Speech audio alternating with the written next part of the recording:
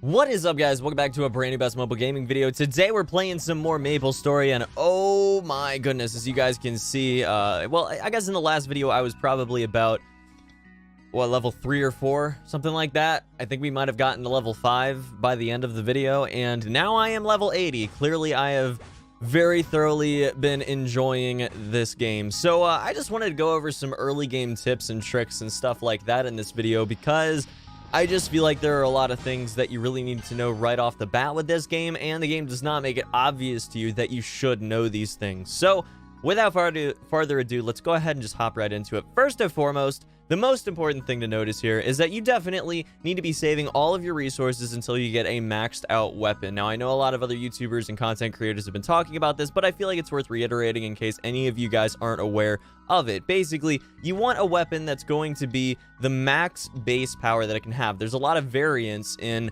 the amount of damage or I guess attack that a weapon can have. So we're gonna just go ahead and I'll show you guys exactly how you can figure that out. So first and foremost, there are different base max attack weapons for each class. So for instance, we have the spears. So if you go to normal, the max attack for a spear is going to be 27. Now, that's only when they're not upgraded whatsoever. In this case, you see there's a little 3 stars there, and then there's also it's level 5. So, it says 28, but that's because it is enhanced, and you can see the base is going to be 22. That's not very good. But 26 is usually what you're going to be finding, and you don't want to be focusing on a 26. You need to be focusing on a 27. They're very, very rare for spears right now, so it's probably going to take you a while. Alternatively, you can also get a rare that's going to be 220 at its max, and again, the same thing follows. If it's enhanced or leveled up, it's going to show a little bit of a different attack value, but you definitely want to keep an eye out for that. Then going up to epic, that's going to be 650. So if you can find one of those, then then you're pretty much set. Also, probably about 640 and above are going to be what you want just to have to use. But don't upgrade anything until don't like waste your materials leveling anything up until you get something that's basically maxed out or extremely close. So for instance, if you had this 649 right here, you might be totally OCD about it, but at the same time, it's probably going to be just fine, because when you go ahead and get that to unique and then get that to legendary, then it's not going to be losing out on too much attack. I believe max level when you're down 1 in an epic is going to be 3 points of attack when you get to unique, and then 9 points when you get to legendary, but then it compounds very significantly over time if you don't have a maxed out weapon that's a rare or a normal. Specifically a normal, if you have a 26 normal, it ends up losing a ridiculous amount of damage. It's just not worth leveling up anyways. So that's the main thing you want to be just looking out for. And go over to the Maplestory M subreddit. That's a very useful tool, and definitely some really amazing people on there that decided to go ahead and write up guides and things like that, so you can get all of the max stats for weapons and everything in there. And actually, you can take full advantage of this by going and finding them for cheap. The archer, thief, magician, and pirate weapons are going to be a lot cheaper than the warrior weapons that are maxed out, because warrior weapons right now, spears, are just really ridiculously expensive because they're very hard to find compared to the other ones for some odd reason. I'm not sure why. Either way, you can find them for cheaper than what they should be listed for. Buy them up, because then you can resell them on here. And as you guys can see, I actually did pick up a couple of them for extremely cheap, about 1,000 a piece, I believe, and I'm reselling them for over 100,000 a piece. Definitely going to be very decent profit when they eventually do sell, and I've already sold quite a few of them at this point for about, I want to say I've gotten quite a few for 1,000 and then resold them for about 60 to 100,000. So it's worked out pretty darn well, guys, gotta say.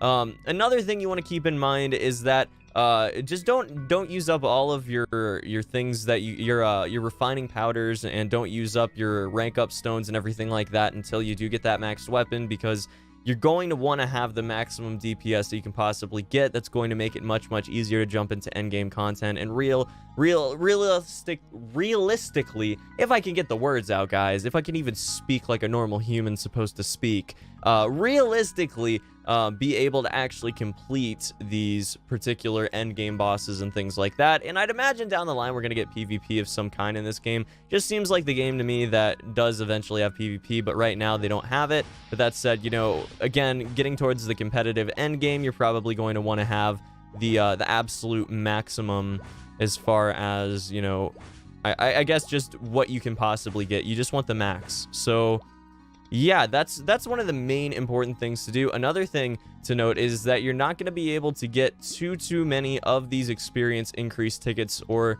you know, the different foods that do increase your experience over time. You will get them in the beginning of the game, but then you're going to start to reach a point like where I am, where you just stop getting them from quests and things like that entirely. And in that case, you know, you are going to want to conserve them for this end game time, where, you know, quests aren't just totally thrown at you all the time. You're going to get to the point where you're going to have to level up outside of quests before you actually get to go and do more quests. So right now I'm at level 80. I'm about to get to that point, and it's going to be very, very nice to have 20 of these orange XP increase tickets and a whole bunch of foods to go ahead and level up outside of quests, so I can get back to questing as soon as possible. Another thing I want to recommend here is that you do go and do all of the quests to get up to level 80 or so before you even bother with using any of those XP increase tickets or foods or anything like that. Very, very important in my opinion, and I've definitely very much benefited from that, because really there's no reason actually to go ahead and be using up those tickets when you can just be going into normal quests over and over and over again, and then just knocking them out and leveling up in that way. You know, even right now, like, I've got 3 quest lines at this point to complete, so I'm definitely still going to be gaining a lot of XP. I really shouldn't even be using up those tickets just yet. So that's something I definitely have to recommend. Always do those dailies, and if you guys don't know what I mean by that, they're just like these little red dots that indicate things to do. So in this case, you know, I have a bunch of quests to complete, and then there are also quests that are waiting for me to level up a little bit farther as well before they become active. And those little red dots are going to indicate things that you can claim or things that you can do. You're going to want to do those every single day, because, you know, in a game like this, basically, over time, the value of time in these games is so significant, it's ridiculous. This game is very, very similar to a game I used to play called Lineage 2 Revolution. It came out quite a while ago. But it definitely, it went down a dark path as far as the monetization was concerned. You know, it was very, very pay to win in the beginning, but you could still compete with the time invested, but then you got to the point where you really couldn't compete anymore, and I just wasn't having a good time with it. You know, there was very little variation in end game stuff, and I just got bored, so I quit the game. But this game seems like there's a lot more variation in loadout, a lot more variation in things to grind and things to do, and that's pretty exciting. So you are going to want to have the time value in this case. You're going to want to have what time is going to provide, and that is just generally going to be, you know, a lot of currency, paid or otherwise, and a lot of, you know, resources. As you guys can see right now, I've got a ton of refining powders. I've got hundreds and hundreds of them right now to throw into my weapon when I do finally get a maxed out weapon. I've also got this a little bit earlier today for, I think, about 500,000. I got a 640 epic, which is, you know, only 10 off the 650 maximum, and I'm not going to upgrade it right now. You know, I'm going to wait for a maximum weapon for the time being. I may end up upgrading this, but I don't know yet. Either way, I mean, this is really, really solid to just use right now in normal content. But it's really important to note right now, guys, that you do not need to actually have an upgraded weapon, an epic or a rare or anything like that, to actually go through all of the quests in the game. I got up to the quest that I'm at right now without a single upgrade on my original weapon. Literally the 25 damage weapon that I spawned in the game with. And I haven't bothered to upgrade it or anything, and I've been able to go through all the quests up until this point. You don't need it. It might make questing easier, it might make it quicker, but it definitely is possible, easily possible, to not invest any resources, you know, refining powders or anything like that, into a weapon, and just save everything for your eventual maxed out weapon. And also, it's important to note that, you know, your combat power there doesn't mean a whole lot. I gotta be honest with you guys, it really doesn't mean much. And the main reason for that is that you're going to be leveling up, and you're going to get all of these increases in attack and everything like that as you level up and level up and level up. And the thing is that it's going to say that you need, like, what, 15,000 or something. For example, just to show you guys a good example of this, we're going to go and do a daily dungeon. Okay, so we're going to do a normal daily dungeon. Oh, 6,000 or above. We're not even to 6,000 yet. We're only at 5,200. Well, we're going to do a lich, actually, and that's, again, 6,000 or above, recommended level 40 to 150, but we will be able, as you guys are about to see, to do this very, very quickly. We're going to go ahead and spawn my little dude here. We're going to just one-hit all of these dudes, guys. There's just, like, no chance, my friends. Absolutely no chance. This is just the gladiator arena. We are one-hitting all of them. No chance whatsoever. Again, all of your passives and everything like that, all the upgrades you've gotten on your skills and everything, it's going to be ridiculous. And oh no, we've got a boss. It's the Lich, guys. Oh no. Lich, you're done, son. You're done, son. Oh, we're actually taking a little bit of damage, but it's not that big of a deal. It's not that big of a deal. We're going to go ahead and take him out right there.